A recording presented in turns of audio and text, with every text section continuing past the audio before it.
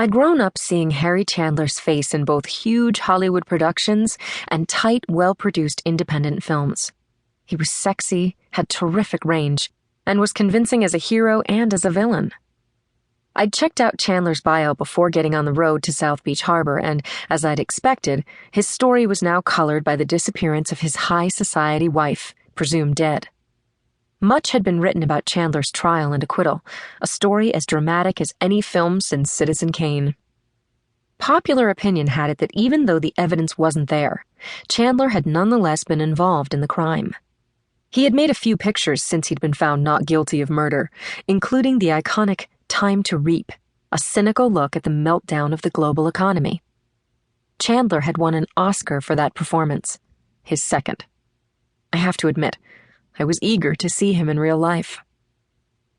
It was only a 4-mile drive from Vallejo Street to South Beach Harbor and the Yacht Club, both of which were part of the gentrification of the industrial area that had started in the 1980s. I took Pierce to Broadway, then took a right to the Embarcadero. To my left was the bay.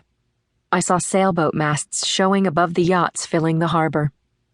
I parked my car in the lot, then found the security guard inside the harbor office at the entrance to the South Beach Yacht Club.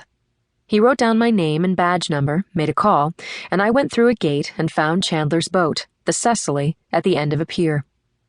It was a sleek, 80-foot-long modern yacht, Italian make, a top-of-the-line Ferretti. So impressive it actually made me imagine a life in a super-luxury craft on the bay. I walked down the pier and found Harry Chandler waiting for me, sitting in a folding chair at the foot of his slip. He saw me at the same moment I saw him. He put down his newspaper, stood up, and came toward me. Harry Chandler looked to me like an aging lion.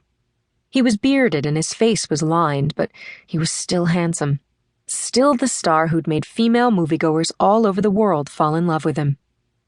Sergeant Boxer, welcome aboard. I shook his hand, then felt a little charge when he put his hand on my back and guided me to the gangway. I climbed the steps to a covered outdoor cabin on the main deck that was furnished in white sofas, sea-green glass tables, and teak appointments all around. Chandler told me to make myself comfortable. I took a seat while he went to the refrigerator under the bar and poured out bottles of water into 2 chunky crystal glasses of ice.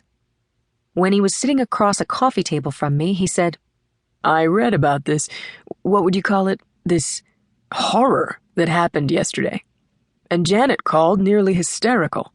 If you hadn't phoned, I was going to call the police myself. I'm at a loss to understand this.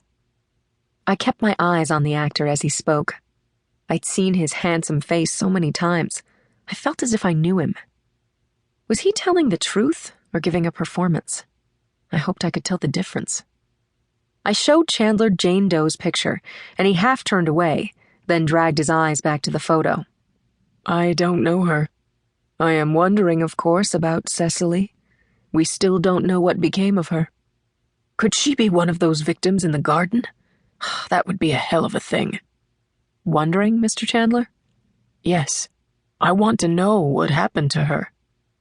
If Cecily Chandler's remains were recovered, Harry Chandler wouldn't be charged. Not for her death, anyway.